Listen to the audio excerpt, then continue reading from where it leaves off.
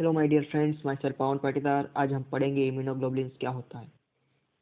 Immunoglobulins दो शब्द से मिलकर बना होता है, इम्यूनो प्लस ग्लोबुलिन्स। ग्लोबुलिन्स मतलब globular nature, soluble in water. Globular nature का है, पानी में घुलनशील है।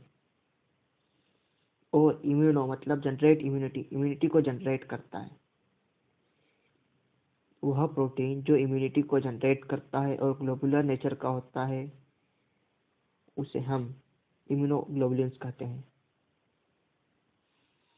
इम्यूनोग्लोबुलिन्स को ग्लाइकोप्रोटीन भी कहा जाता है, जिसमें 5% ग्लाइको और 95% प्रोटीन होता है।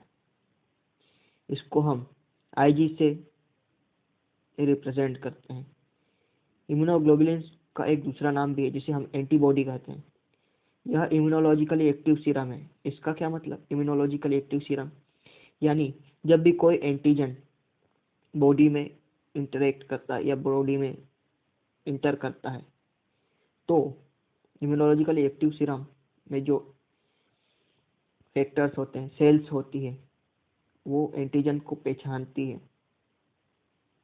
एंटीजन को पहचानने के बाद उसके खिलाफ, उसके अगेंस्ट रिस्पॉन्स में एंटीबॉडी बनती है, जो एंटीजन से रिएक्ट करती है और उस एंटीजन को ख़त्म कर देती है और आने वाले पैथोजेंस को भी ख़त्म करने का काम करती है।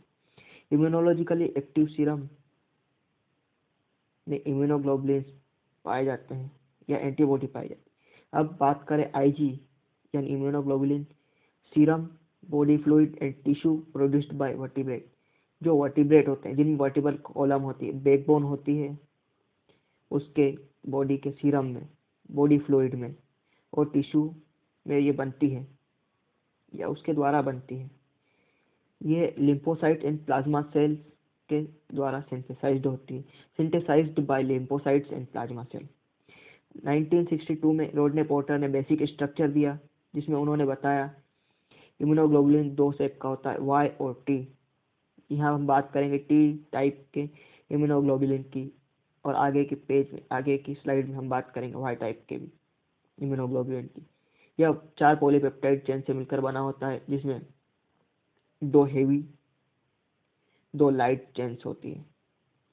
यह आइडेंटिकल होती है।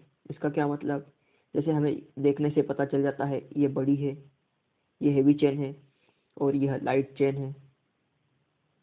इसमें हेवी चेन 450 अमाइनो एसिड से मिलकर बनी होती है, यानी ये चेन 450 अमाइनो एसिड से मिलकर बनी है, और लाइट चेन 214 अमाइनो एसिड से मिलकर बनी होती है।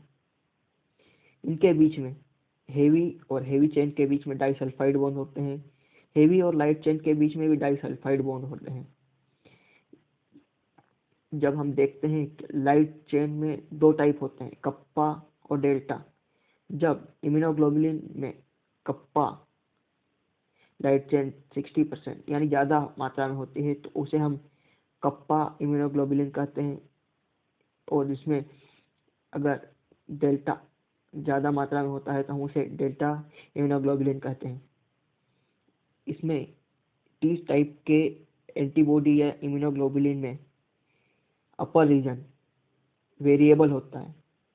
जो वेरिएबल है, इसीलिए यह एक्टिव होता है एंटीजन को लड़ने के लिए, एंटीजन से रिएक्ट करने के लिए। और ये फ्रेगमेंट एंटीजन बाइंडिंग होता है, एंटीजन से बाइंड करने का काम करता है।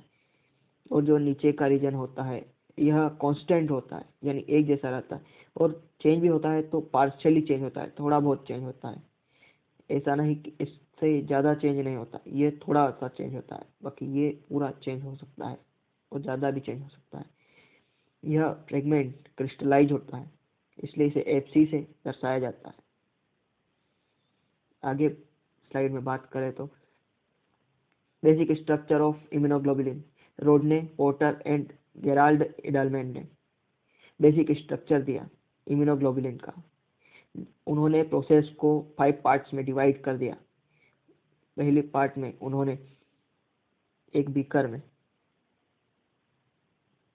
या इसको टेस्ट ट्यूब मान लो, कुछ भी, जिसमें gamma globulin fraction of serum लिया, और उन्होंने इसके फ्रैक्शन के दो मॉलिक्यूलर फ्रैक्शंस को देखा,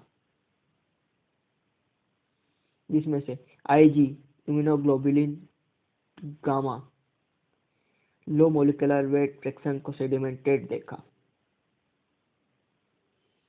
पार्ट 2 की बात करें तो ट्रीटमेंट विथ एंजाइम पेपेन, उन्होंने एंटीबॉडी या इम्यूनोग्लोबुलिन को ट्रीटमेंट किया पेपेन एंजाइम के साथ।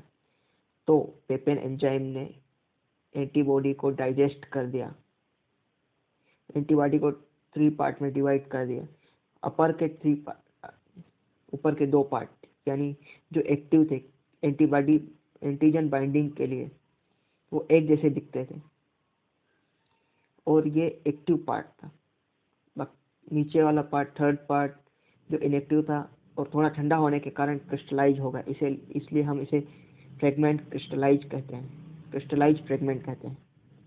ट्रीटमेंट विथ एंजाइम पेप्सिन, जब हमने एंटीबॉडी को ट्रीटमेंट किया एंजाइम पेप्सिन के साथ, तो हमें दिखा कि यह पेप्सिन एंजाइम ने एंटीबॉडी को इस पार्ट से डाइजेस्ट किया, और यह एंटीबॉडी का अपर पार्ट डाइसल्फाइड बॉन्ड के कारण जुड़ा रहा। तो यह एक पार्ट है और यह दूसरा पार्ट, यानी इसने एक प्रोटियोलाइटिक एंजाइम जो प्रोटीन का डाइजेस्ट करता है, इसने एंटीबॉडी के लोअर पार्ट को छोटे छोटे टुकड़ों में डाइजेस्ट कर दिया। आती है प्रोसेस 4 पार्ट, इसमें केमिकल ट्रीटमेंट विथ मर्केप्टोएथेनॉल, यानी मर्केप्टोएथेनॉल से इसका केमिकल ट्रीटमेंट किया, तब यहाँ टी टाइप के मॉलिक्यूल समझना आसान होगा। जब टी टाइप का एंटीबॉडी को मर्केप्टोएथेनॉल से क्लीवेज कराया या मर्केप्टोएथेनॉल से ट्रीटमेंट कराया, तो यह एक इरिवर्सिबल प्रोसेस थी, यानी इसमें वापस पुनः प्रोडक्ट प्राप्त करना असंभव था। यह प्रोसेस में हेवी चेन और लाइट चेन आइसोलेट हो गई, अलग अलग हो गई, जिसमें हेवी चेन का मॉलिक्यूलर वेट 50 के डाल्टन और लाइट चेन का मॉलिक्यूलर वेट 25 के डाल्टन था। लास्ट टाइम बात करें reduction of structure, last time हमें स्ट्रक्चर का पता चला कैसा दिखता है एंटीबॉडी या इम्यूनोग्लोबुलिन। तो इसमें 2 लाइट चेन थी, 1 2, 2 हेवी चेन्स थी। हेवी चेन और लाइट चेन के बीच डाइसल्फाइड बॉन्ड था, ये डाइसल्फाइड बॉन्ड प्रेजेंट था। हेवी और हेवी चेन के बीच में भी डाइसल्फाइड बॉन्ड था। पेप्सिन से क्लीवेज कराया था, तब यहाँ से डाइजेस्ट हुआ था, पेपेन से क्लीवेज कराया था, तब इस पार्ट से डाइजेस्ट हुआ था एंटीबॉडी, और पेप्सिन से क्लीवेज कराया तब यहाँ से। यह नॉन कोवेलेंट इंटरेक्शन डिपेंड्स होता है, जो हाइड्रोजन बॉन्ड और हाइड्रोफोबिक बॉन्ड पर डिपेंड करता है। Thank you so much.